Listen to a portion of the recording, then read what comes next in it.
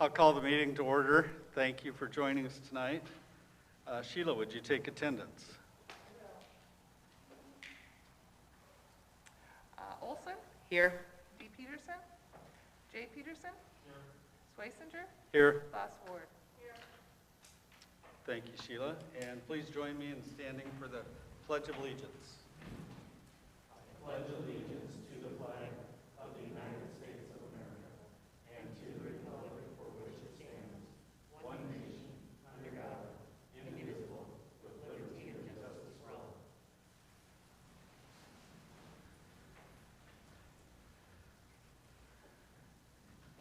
And we have minutes to approve.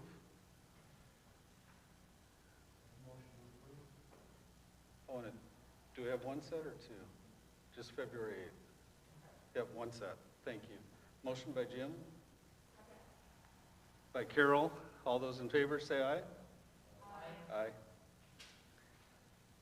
And Tanager happenings.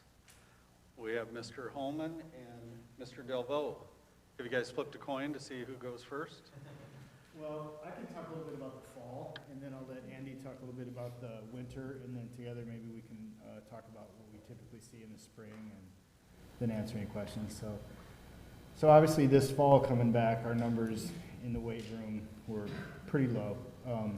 We didn't really know what to anticipate when we came in, but after about 3 weeks back, we decided we did open the, well, it was about 2 weeks, we opened the weight room. Our numbers anywhere from 8 to 12 on average, where normally in the fall they're probably closer to 20 or 25 or something like that. It wasn't terrible though, because that allowed us to do some pretty easy mitigation. We didn't have to have kids sharing equipment. We set up some rack workouts and things like that. Each kid kind of had his individual station to work through his workout. We did run into a little bit of problem when our numbers got a little bit higher, so we split and did some AM and some PM workouts. So fall numbers, again, we probably averaged 8 to 12. Sometimes we crept up towards like 16, and that's when we split off and did some 6:45 and then some afternoon workouts as well. But it was probably pretty good numbers for coming back from COVID. So winter, I'll let Andy talk about that, and then our spring is our really busy time. So. I'm going to hit the summer real quick first. Summer obviously was pretty interesting of how we did things. I created workouts, Excel sheets, and then hyperlinked every video so the kids at home could click the video to see what the actual workout was, so they weren't trying to guess on their own. Then as we were able to get in the weight room, us as head coaches met and decided with the gym times and things like that, the coaches wanted more of that, so they continued, all the other sports continued doing the online workouts. Football, we started working in.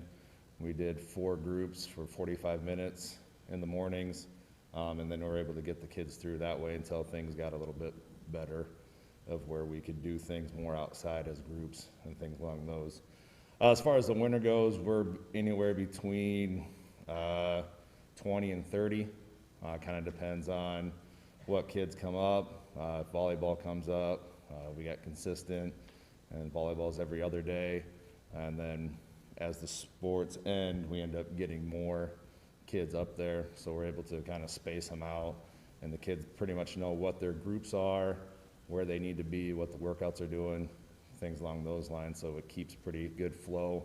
And then after we get done, spray everything down, wipe it down still, keeping up with that, and go from there. So we have a good number of kids, and the nice thing, the older kids are able to help the younger kids with the workouts, so I can be able to travel back and forth a little bit easier, not have to constantly stand there and go. So it's good that the kids have bought into those going through. So that's kind of where we're at for the winter.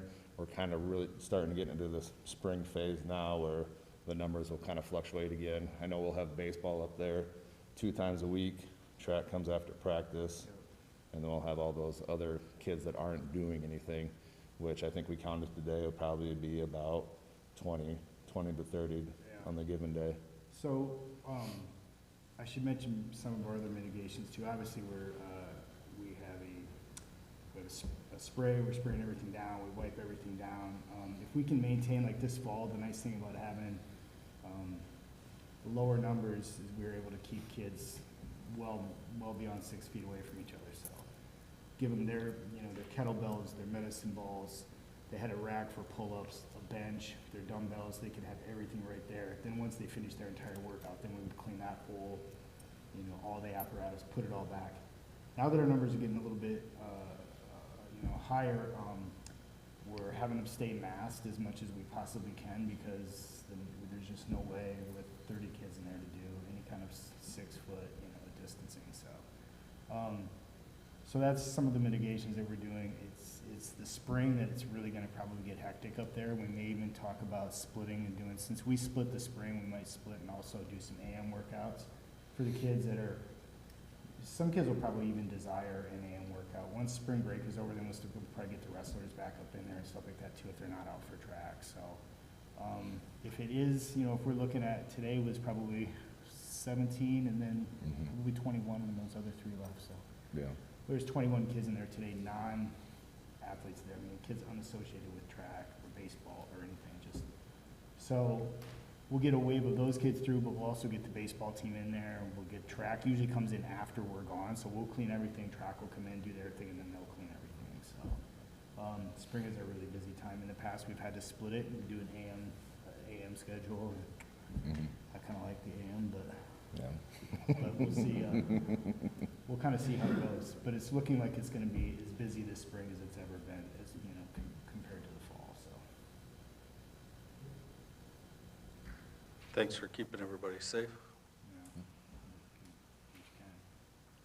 Do you guys have any questions for us? Or? I just remember when the weight room consisted of the room that's the concession stand. Yeah, I And did that. so thank you very much Yeah. for having that available to our No, thank you. We have a good students. weight room. Yep. Doesn't mean anything if kids aren't in there, so, but no, we have a good facility. It's really nice to have the racks and yeah, things work out pretty well in there. It's kind of linear, so you're kind of packed in, but it's, yeah, if you want to get big and strong in the school, there's the equipment there to do it, so. Great. Yeah, thank you, guys. Okay, Thanks, a lot. guys. Have a good night. Thank you. And then tonight, we also have Keith Brooks with the little insurance update. I think he's got Sherry with him, so, And Sherry. yep, all right. Yeah. I also have Sherry Stockwell with me. We were with you guys last year about this time, I think it was, and Sherry was with me then too, you know. So we've been asked just to spend a few minutes here and talk a little bit about the insurance policy that we have with the Vermillion School District. We have what's called the property casualty policy. And you each have the one page are you looking at? Yep. It shows you all the coverages there. Okay. First of all, if you look at it at the top of the page where it says EMC Insurance, and that stands for Employers Mutual Company. They're the actual insurance company that you have your insurance with. They're kind of a Midwestern company. They have their home offices in Des Moines, Iowa.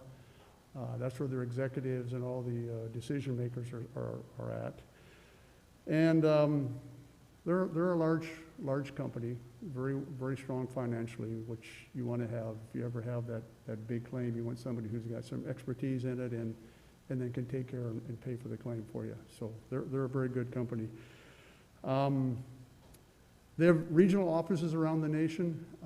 We sit right between Bismarck, North Dakota, and the Omaha office, and we're serviced by the one out of Omaha for any type of changes or correspondence or policy issuance or whatever it may be. It comes out of their Omaha office. One more thing on EMC, they've got a school district specialty program. That's one of their biggies. They insure 1,300 schools in the upper Midwest around here. So they are big into school districts. They are very knowledgeable and continuously changing their policy to fit the needs of the school districts. You know, there's always changes going on. So they're a good company. Okay, so in the middle of that page it says coverage. We're just going to kind of let you look down through that where it starts with property. There's 8 different areas down there. And I'll just kind of let you look through them. If you have any questions, we can discuss them. A couple of them might have some misleading names to them. For example, the third one says crime. that's what that is bonds. We have some bonds and some of the people in the administration office that, make deposits and handle some of the financials and so on then. We also have an all-employee bond for all the employees of the school district then too. So that's what the crime is about. The next one that's going to be a little confusing is the word inland marine. And another name for that is equipment. We have, some maintenance equipment on there. We have some skid steers and some riding lawnmowers and, we've got about $700,000 of IT equipment under inland marine. iPads, Chromebooks, Windows. We have about $300,000 of musical instruments scheduled underneath the inland marine. Scoreboard in the gymnasium, the one at the football field, the nice sign out in front of the school, the high school on Cherry Street there is on there. That's all part of the inland marine coverage here then too. And the last one that might confuse with the name is a linebacker. That's EMC's, their school board errors and admissions policy, and also it incorporates into that their EPL, which is Employment Practices Liability, EPL. So it's the decisions made by the school board, and then it gets into EPL. And EPL is how you hire people, how you promote them. You have to be obviously fair, and we can't discriminate in anything. So that's what that's about. So that's what those three are. They're a little confusing. The rest of them are pretty, straightforward: property, liability, auto, umbrella. So, any specific questions on any of those? We made a change recently with the property. Builder's risk, we had that for quite some time during the new administration offices. And once the building was completed, we took it off of a builder's risk and then added it on to the value of the current high school building. Completed on like 2.2 or 2.3 million, I believe it was. So that was about the only property change we had last year. We took Prospect Street off. We have nothing over there at Prospect anymore. Any questions or comments or anything on anything there? You see automobile, this district has a fleet of vehicles you use. A lot of them are just private passenger type cars, and we got some vans on there to take kids to different events and faculty members to go to meetings and so on, so that's pretty straightforward. Property,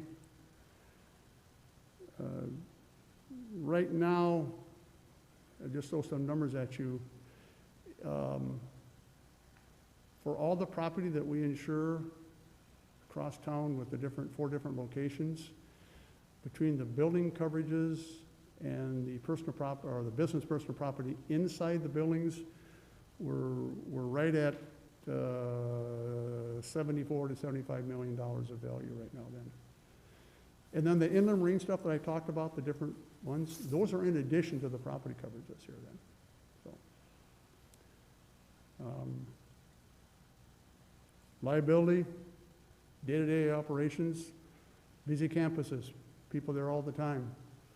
Students, faculty members, guests, parents, and it doesn't end at 3:30. Then you get into the, the activities, and you've always got people in the gymnasiums or in the, wherever it may be. So it's busy places around there. Let's see. How am I doing, Sherry? Am I missing anything? At all? Anybody have any questions?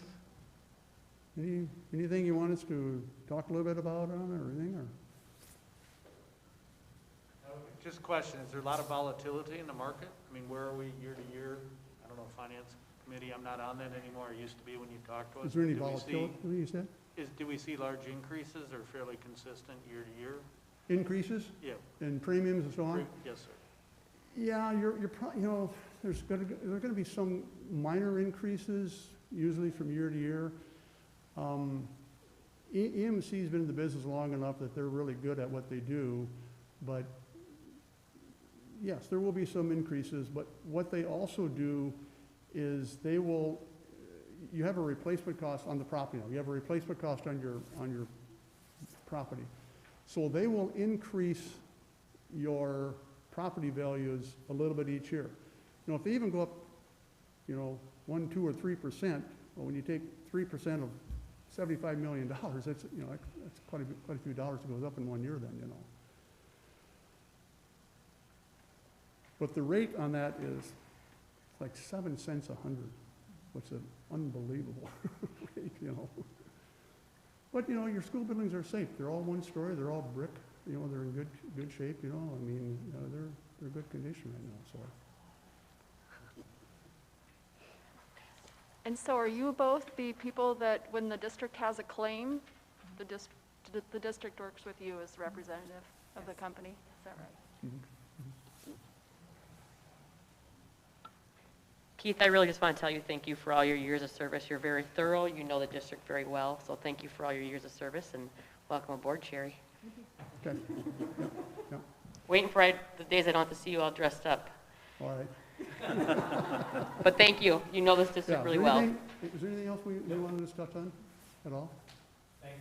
No questions or anything? Yeah, Okay. appreciate it And very much. we're available if, you know, if you want to get a hold of us, or if you're still inside the same office and inside the Bank of the West building there, you know, so feel free to call us if you have anything, or let us know, and we'll be happy to answer for you. All righty? Thank you. Okay. Thank you. Thanks. Great, and then this is the time for visitors to be heard. If there's anybody else from the general public who wishes to address the board, now would be the time. We'd limit your comments to 5 minutes. Remind you not to use, if it's relating to a student or staff member, not to use any names of those individuals. And reminder that no action would be taken tonight. Anybody have any comments?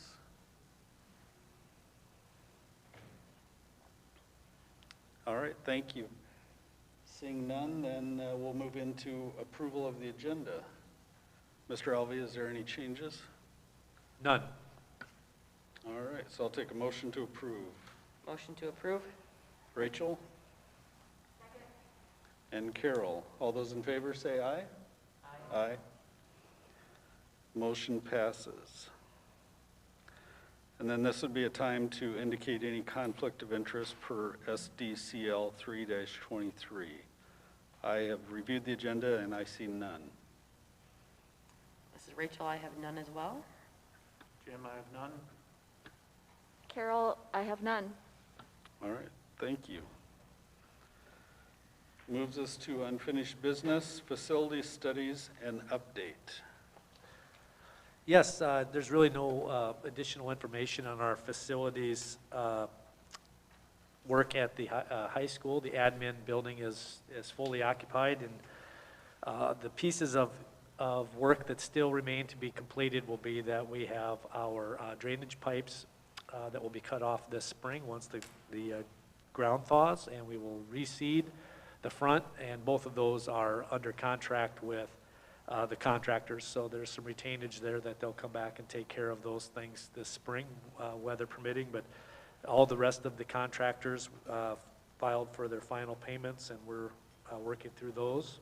And so officially, we'll take this off of our agenda item, the admin alt school edition. We'll probably replace it with facility studies, but at the same time, we'll have that off of our agenda. So, yep, it was a great project, so thank you for that. Great. Yeah, and we'll give an update during board reports on what we've been doing concerning the elementary look. And COVID updates. Yes, this week, well, I guess it would be last week when we wrote this, we had 4 cases in our district. That's been consistent really the last 4 or 5 weeks. We've been anywhere between 0 and 4. So we're doing extremely well there. Although there is an uptick really in the county at this point. There's a few numbers higher than we were last week as a county. But in our school district, our numbers remain good.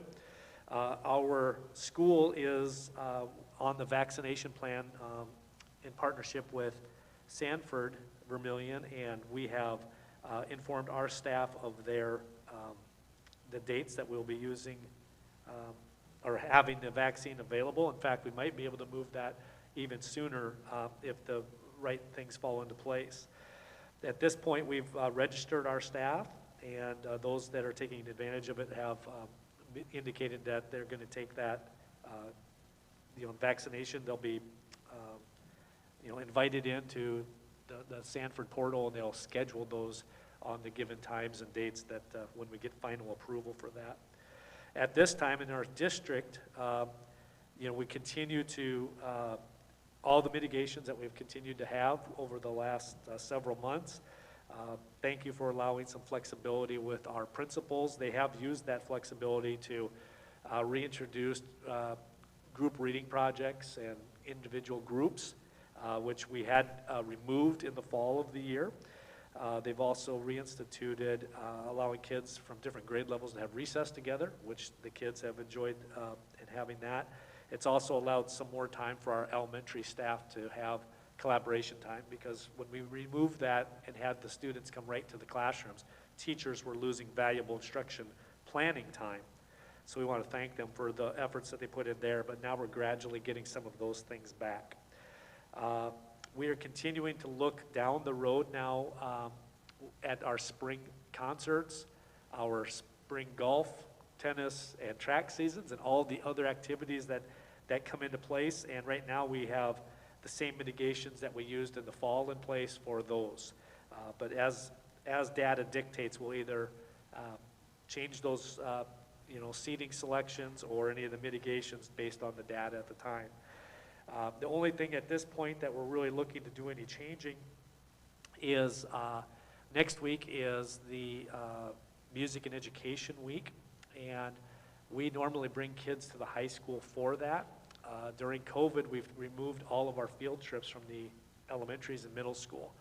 So at this point, we did not approve class field trips to any place outside of town where they were taking buses, unless it was essential or necessary, and the field trips we'd canceled at this point to do that. However, we would like to allow the elementaries and middle schools to travel to the high school next week for that concert.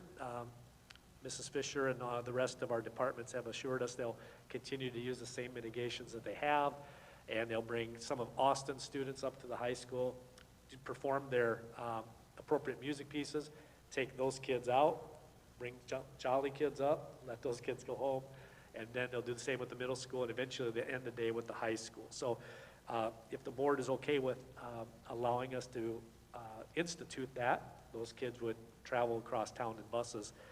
We still will not do our out-of-town where we're taking buses and going to field trips, but this would be a small step in allowing kids to have some fun and get a good education piece at the same time. So that's really all we have for COVID tonight.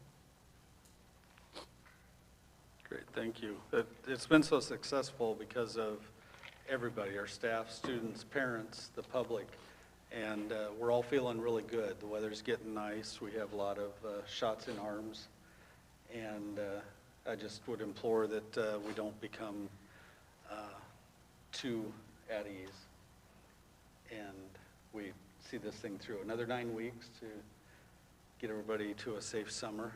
And the music doesn't bother me. I think as long as we have the mitigations in place and we watch our numbers, that makes sense. That some normalcy. Anybody else have any questions or anything? Hopefully I'll see all the staff soon getting their vaccine. All right, moving into new business then. We've got several items that we should be able to take one motion on. Anybody speak up if we run into something that you don't feel comfortable with that, then we can do something individually. First on their new business is approval of a trust and agency account. Is that for Sheila? I can sure speak to that. The trust and agency accounts have, before they're added to the books, have to be approved by the school board. Over the years, back when GASB 34 was instituted, there were some major changes in what could and could not constitute a trust and agency account. Just recently, there too was another huge change, and it really compacts what's able to be a trust and agency account. But Sarah Armbrust has done the legwork to do all the necessary items to make it a trust and agency account, and I guess I would recommend that we add the FCC LA account to our trust and agency books. And that stands for Family, Career, and Community Leaders of America. Good work. So that's a new chapter that Sarah wants to establish for the high school? Yes, and I think their main focus is that they are teaching the students to prepare meals similar to a restaurant setting or a setting of that nature,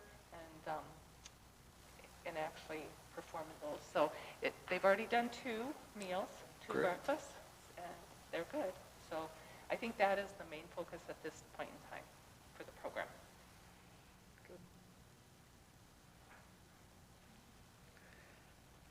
Then next is the CARES and Esser potential budgets.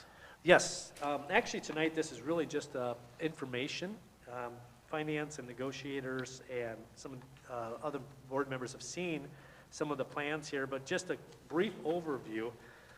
As you remember, last year when COVID began, we were given what we called CARES dollars. That's what they came out initially as, and we had used those dollars, started to use those dollars for the mitigations that the board allowed us to take into the fall. In the fall, we were allowed to take, we got a second stimulus package called CRF dollars, and those had less restrictions and a quicker timeline than CARES dollars did. So we immediately transferred all of the spending we were making out of our CARES account and began to spend it with the CRF dollars. And we were able to buy, that's where we basically split, if you remember, we took about a third of that budget and we did infrastructure updates in our district on technology. And then we hired additional staff, including, paras and med techs and things like that, and as well as giving stipends to the district employees. And that's what we used our CRF dollars for.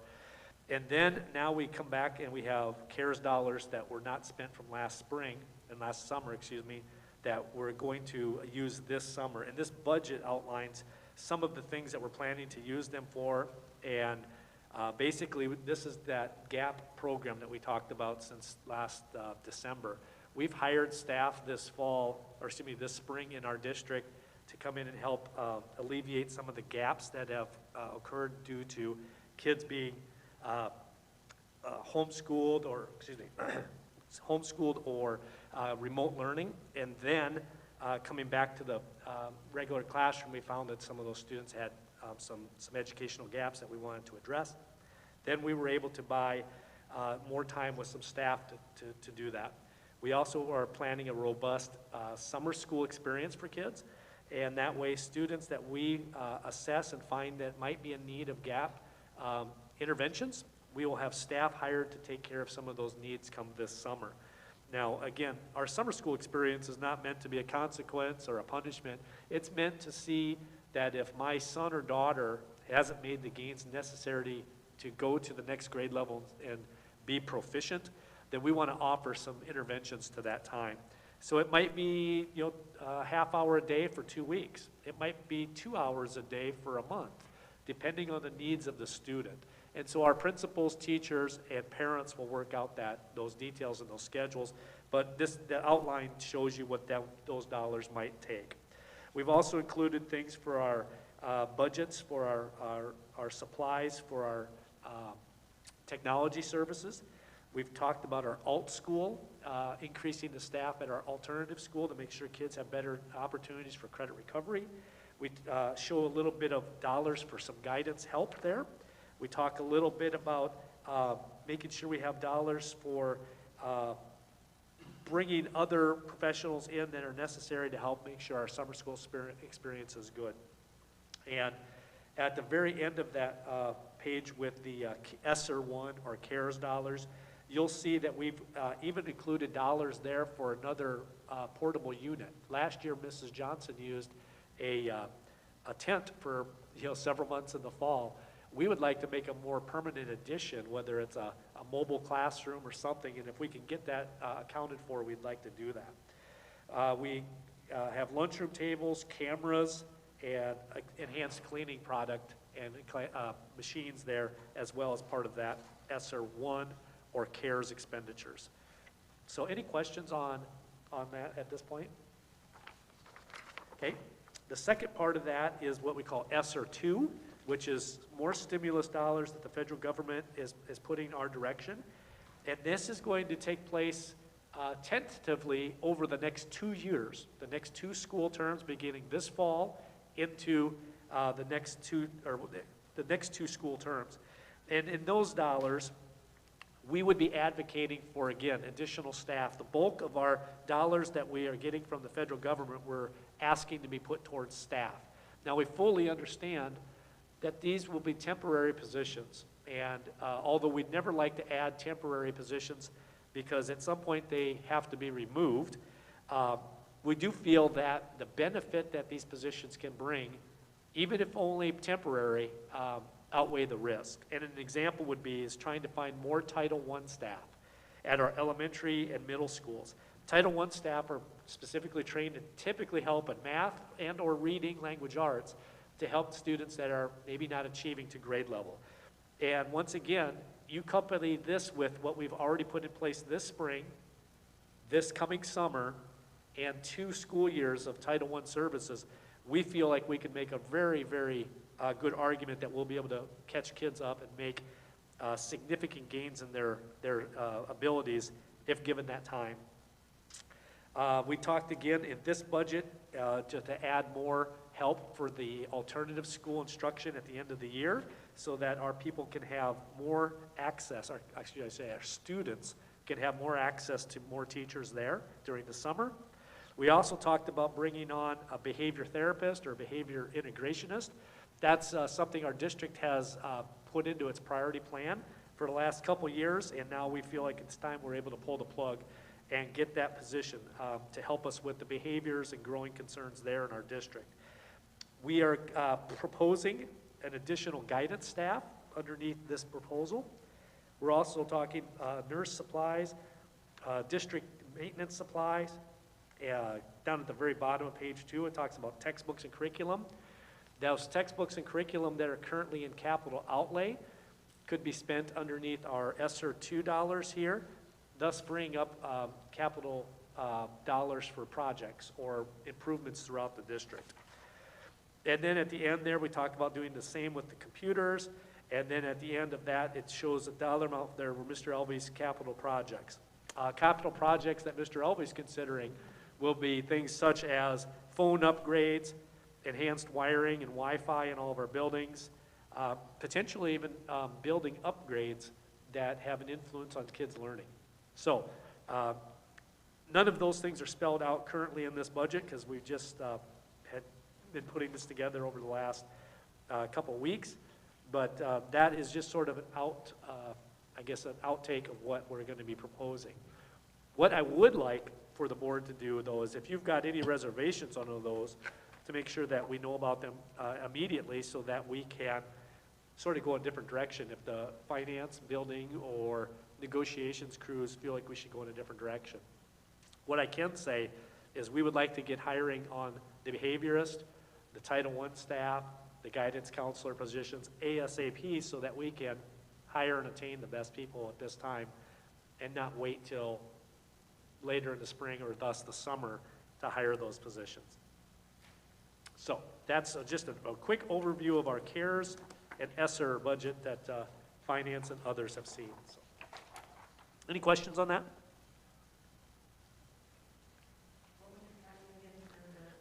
Summer gap program, July to, Yep, right? it's, July. yeah, it's the whole month of July. Thank you.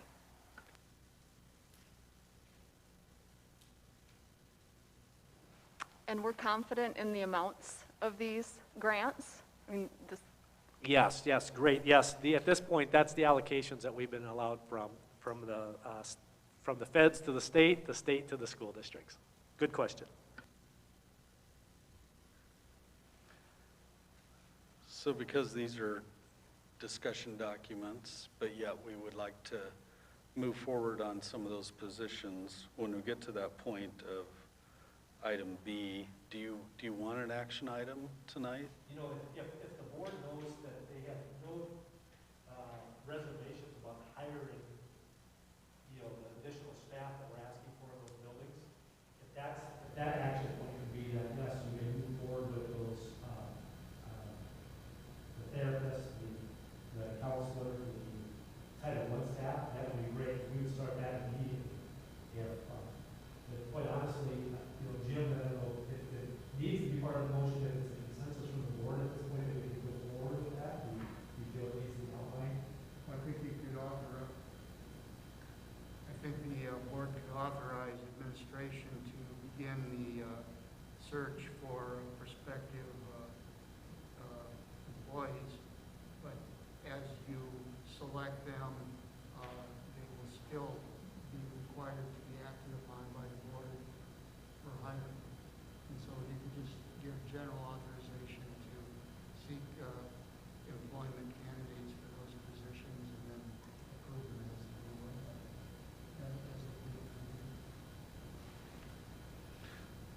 So I don't know if that brings any questions to mind or what kind of everybody's feeling. Okay, that gives us, I guess, a jump rather than waiting till the April meeting and not having to have a special meeting to do so. Okay. And then item C, we have an approval of an amendment for the food service contract. Correct. This is just the information, the actual agreement between LSI and the Vermillion School District based on the proposal that Rochelle presented at February's board meeting.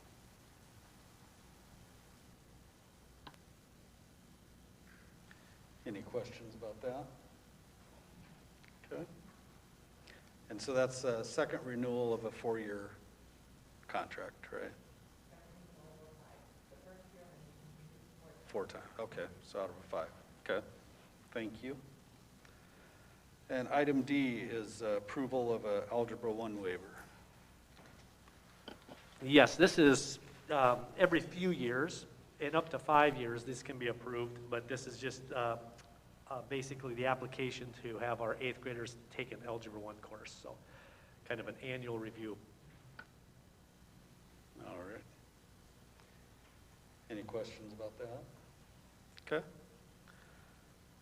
And then item E is approval of driver education employment for summer of 2021 and student fee approval. Mr. Settles, would you like to? I'm just here in case you guys have any questions. You don't have a sales job? It sells itself. Very good. Well, we're excited that we could offer it this year. I just thought since last year was such a mess, maybe you had questions about how this would go, so if you do, I'm available. Yeah, I can guess because you can only do so many students, so I would guess that some of our families might be disappointed. But to play catch up. I mean, if I have some meetings and 100 kids want to sign up, then I'll need to try and think of a way to do that, but otherwise we'll stick around the 60. Okay. And so it'd be a multi-year catch up, potentially, because of the audit year. Since I am here, one of the things that I'm a little worried about is I guess I just want to make sure that I'd have the backing of the board on like mask requirement and mitigation since it's going to be after the school year ends. Sure.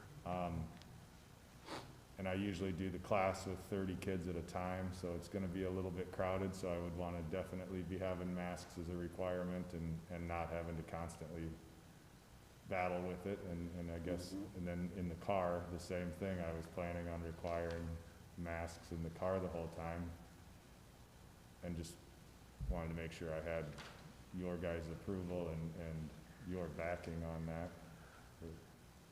Yeah, I don't think we'd want you to do it any other way than to require that. So, other than that, if you don't have any other questions. Okay. Just because you're in front of the mic now, say that again, that you'd probably have 60 Usually we do 60 every year, but when we canceled last year, potentially there's 60 kids that still want it, but it's not a legal requirement that they do it, so they won't all. Some of them I'm sure moved on and got their license, but some of those will still want to do it for insurance benefits and things, so I'm sure there'll be some carryover. The age of the students has been sort of creeping down over the last several years to where when I first started, I would have 1 or 2 13-year-olds. Now I would have like 25 13-year-olds taking it. So this might serve to fix that. But we'll see. And as you're thinking about that, we have put in your packet for the board members just basically an analysis of the last, well, since 2006, basically the last how many years of numbers of students and the costs. And you can see up through last year, we were just a little short in terms of having the program basically self-funded. So in consideration of not knowing the number of students, but gas pricing and all the other things, I guess our recommendation would be rather than the $250 that has been traditional the last few years, actually it's been that way for since 2016, that we would move it up to $260, a $10 increase to offset the additional fees and additional costs that might be incurred with that program this year. So that's just something to consider as you're making approval of the program for the summer, whether you want to keep it at $250 and not pay for itself, or add $10 per student and make sure that it's solely self-funded.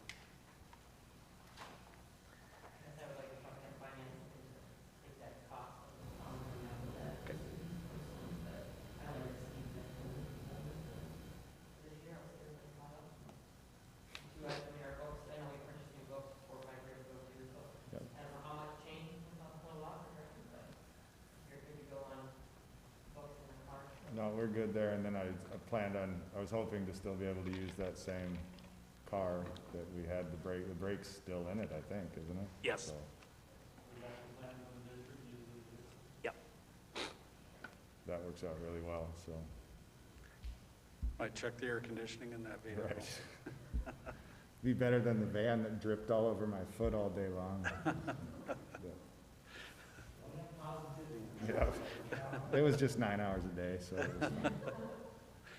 Any other questions or anything? Thank you for doing Yep. this too, Yeah, thank especially you. those 13-year-olds.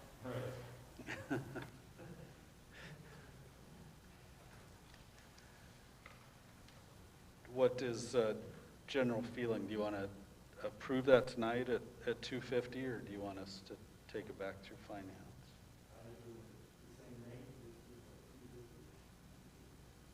Okay.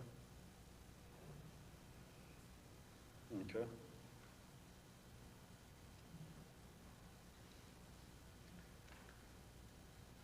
Then we have approval of resignations.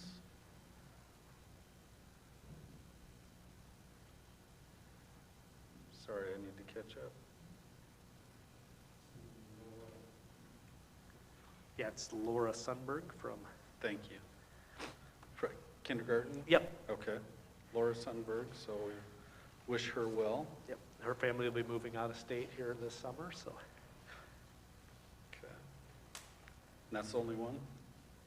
Yes. Okay. And then approval of a transfer request. And before we do that, do you want to talk about the other information you gave us? Bless you. Yes. Back in the fall, Mrs. Jarrett had announced that she would be retiring this coming school year after 30-some years as our middle school PE teacher. And so the search became then is, can we do within the district's current group of PE instructors, or do we want to replace that? So Finance Committee asked us to look into if that could be absorbed within the current numbers of staff that we have. And in meeting with Mr. Fry and Mr. O'Boyle specifically, and then getting input from Mr. Jacobs and Mrs. Johnson. We indicated there, you can see kind of a diagram there that shows, that was in your pile this evening, basically the number of PE teachers we have within the district and their assignments. And then on the back side, it's got some handwritten stuff that shows some of the assignments at different buildings and what their teaching load looks like. Based on that information and the number of offerings that we continue to offer in our district, we, as our committee, determined that we felt like we needed to replace Mrs. Jared with another full-time PE position. We could not absorb her teaching role complete. You know, it would be incomplete if we did. We did discuss if we wanted to cut options out of our PE program, then certainly we could make that happen. Those cuts would namely happen at the high school and take PE electives from students there because you know, they do have one requirement there. Then after that, it's really because it's a lifetime sport or an interest or something of theirs. Whereas at the elementaries and middle school, it's part of their curriculum and as part of the standards coming through the middle school and at the elementary. So those things determined, left our committee with the recommendation that we hire those positions. When we open up the position, we always open it up in-house first, and that thus was why we had an internal transfer from somebody in the district that would like to transfer from their teaching position to this vacated position. So that's why you have a request to deal with tonight. So the present year schedule on the last line there, will the period 5 and period 7, will those continue into next year? On the middle school one? Yeah. Yes. I don't. Yes. Yes. If we're looking at period 5 and 7, under the current schedule at the middle school, the table games and board games and the things that was introduced this year would be added for next year. Either that or we have to find another special to take their place, like an art or another computer or something that can be used so that they can rotate their kids through those encore classes.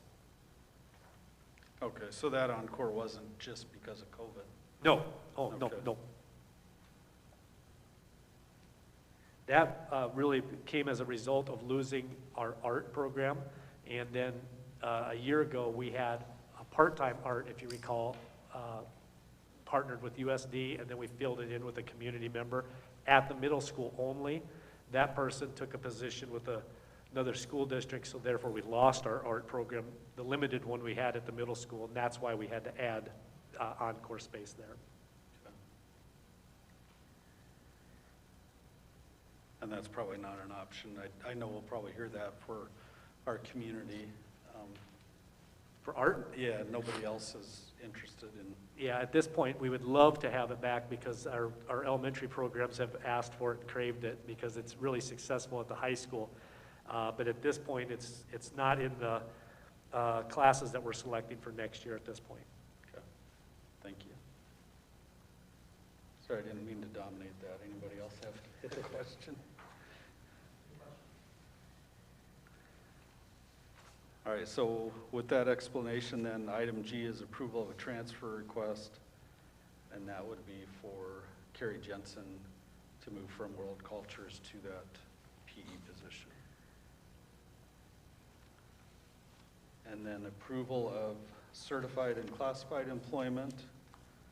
We've got Carrie there, and then Kevin Kocher? Yep, Kocher as business manager,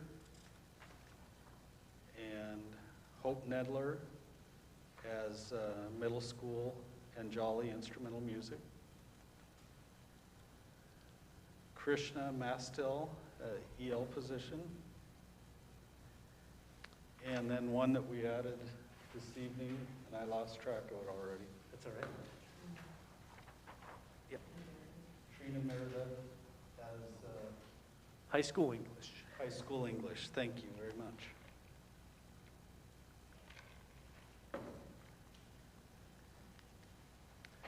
And then item I is sharing the, I think the date and time has already been set for negotiations. Yes. Yep, the packets will be exchanged next Monday, the 15th. Monday the 15th. So now we've worked through items A through I. Anybody want a separate motion on any of those? Okay, so I'll take a motion to approve A through I.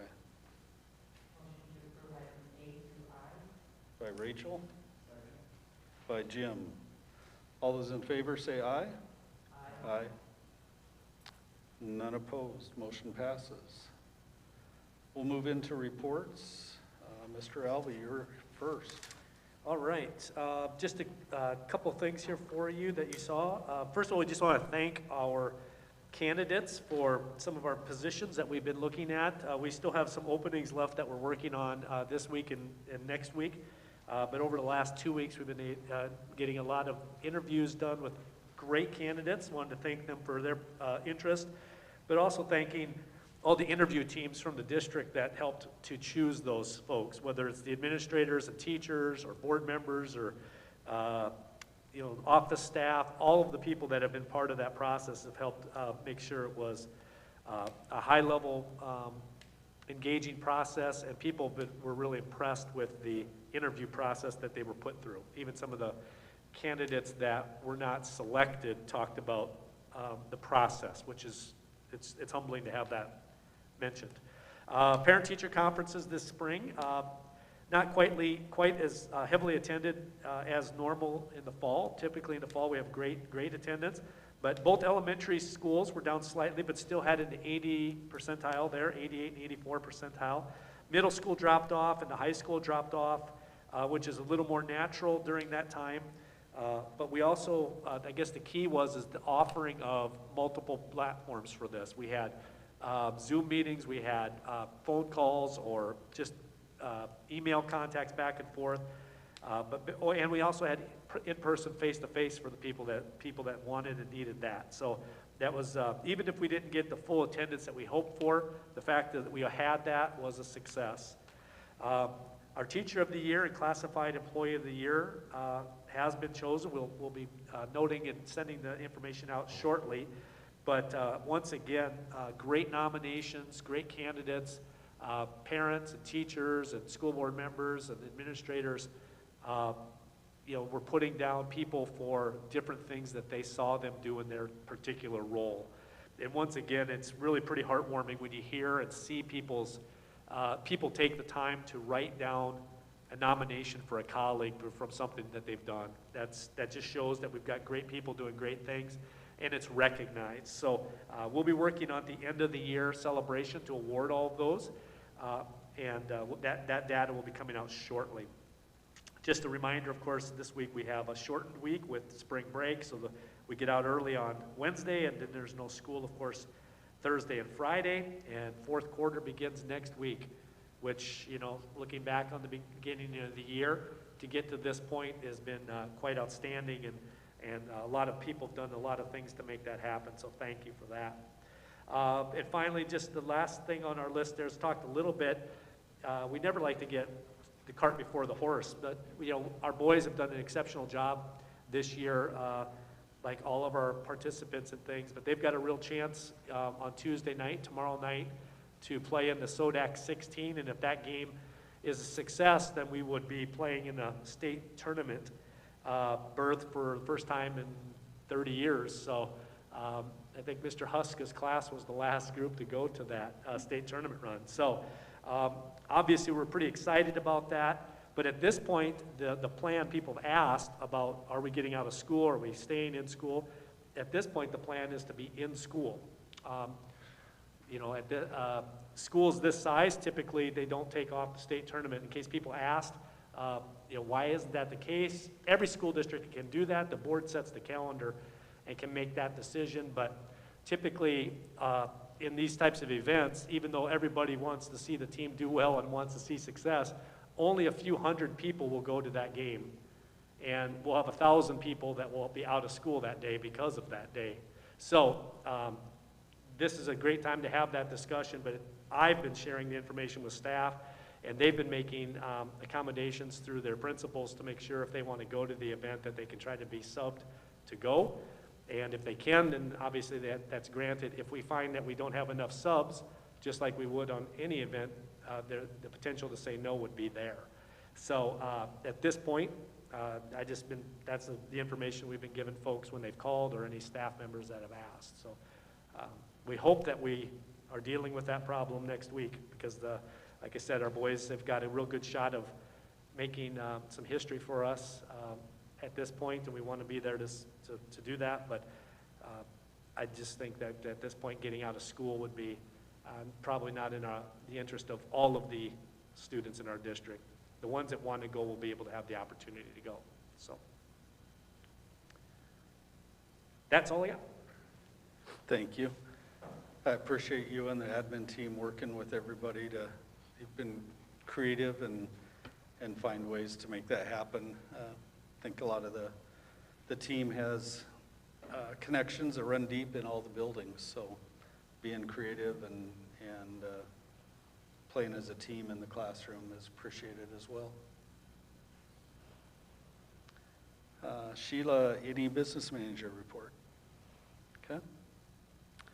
Let's go through board reports. Carol, do you want to do finance? Sure.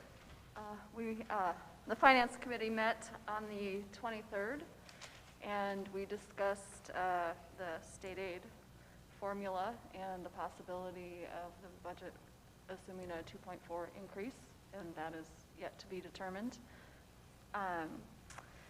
We discussed the budgets for the grant funding that were outlined a little bit in more detail for the two ESSER grants, and negotiations are upcoming. We have another meeting scheduled March 23rd. Thank you. Go ahead. Junior achievement, teaching has started. Some are doing it virtual and some are doing it in person. For personnel, like Mr. Elvey said, we'll be meeting on the 15th for negotiations, and the personnel committee also assisted in the business manager search. Wonderful. That's all I have. Okay. Do you have another one, Carol? Okay, go for it. I want to thank the Vermillion Public Schools Foundation for some of the things that they've supported in this past month. So some of the things they did were the Dr. Seuss breakfast at Austin for our first graders. They supported the district with a tent at Jolly School and the library and some new shelving at the library in Austin through our Edith Segrist Fund. And just to put the word out that there are scholarship applications for a number of awards that are available to our seniors, and applications are available in the counselor's office, or there's a Facebook page as well. So thank you to them for their support. Appreciate that support a lot. And I also want to just thank for another group, Mr. Cruz and Mr. Jacobs, for helping with a listserv for our Native Parent Advisory Group as well. So. Nice. That's it. Thank you. We have elementary building committee, just to give the public a little update, and there we have a picture also. We've had a committee meeting. We have a second committee meeting of community members and staff tomorrow evening, just to keep refining this, keep talking about it, and keep watching our website and listening for information. We'll decide on the first of probably 3 or 4 community forum type, where we'd like to gather more input from the community and have an opportunity to answer questions. First one of those we hope to have in late April. But what you see on your screen is a potential rendering of what the outside could look like. You can see that if you can envision that building in the lighter color is to the west of the current middle school, and you can see that better in the kind of the floor plan design. So it would be connected to the Vermillion Middle School to make things more efficient for food service, sharing of teaching staff for those special subjects, more interaction with the middle schoolers helping in elementary classrooms and all those types of things. Jim, what am I not remembering? Me also, and actually, we found that we did this for 5 years. Year finding it, so really basically 21st century learning. It's safer, especially with the Valley School that drop off in the neighborhood. And then we're also looking at long-term costs, putting money into the 67-year-old plus building, Valley Rossman versus then the new one that takes the time to do.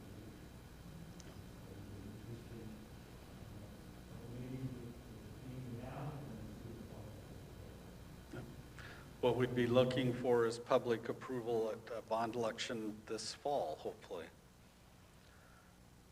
And so much more to come, but we've been immersed in this for a long time, like Jim said, so it seems like old hat to us, but we want to get the word out to everybody and start answering questions, and there'll be an actual format for that at hopefully a public meeting in late April. Mr. Alvey, anything else that we're not thinking of?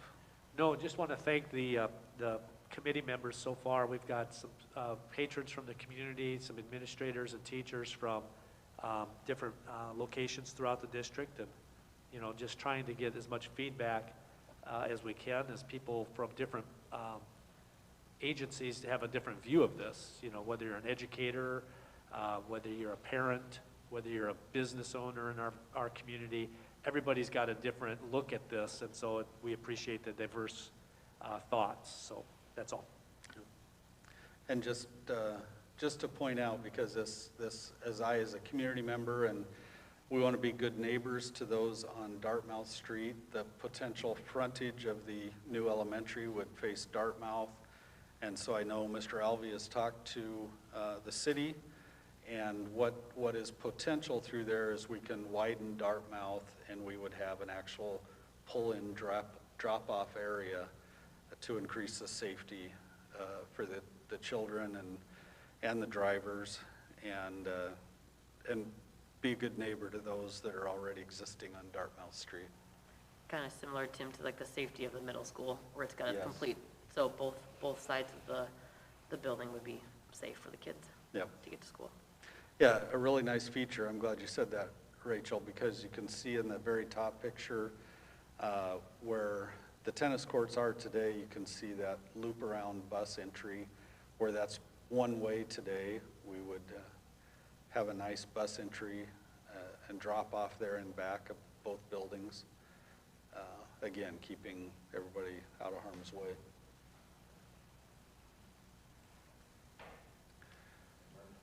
Great, yeah, it's fun. We're always learning. It's lifelong. Anybody, any other board reports that we missed? Okay. I think IT we were going to have tomorrow, but we're going to postpone that. Yes. If we could just send me a couple dates that might work, we'll get together maybe next week.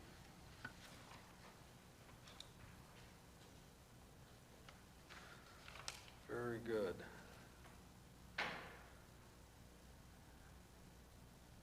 Then we're into financial reports. Sheila. Sure.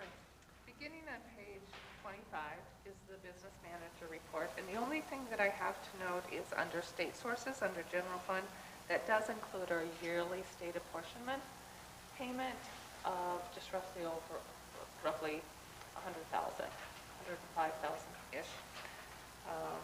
But other than that, unless you have questions, the next two pages are the cash balance comparison and the tax receipts, and again, just informational for comparison purposes. Everything's been paid out now for the addition, so when I'm looking at capital outlay, all the expenses have gone through?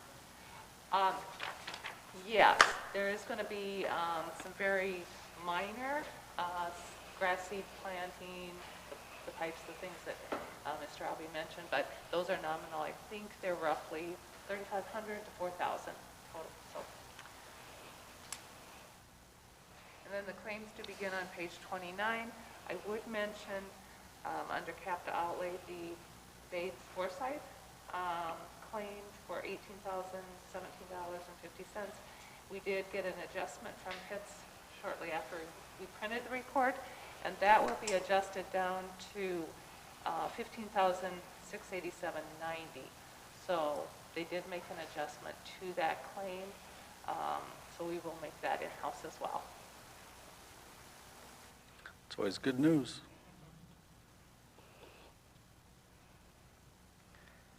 Any other questions on reports or claims? Motion to approve the financials. By Rachel, Second? second by Carol. All those in favor say aye. Aye. Motion passes. Does anybody have thoughts or suggestions for future agenda items?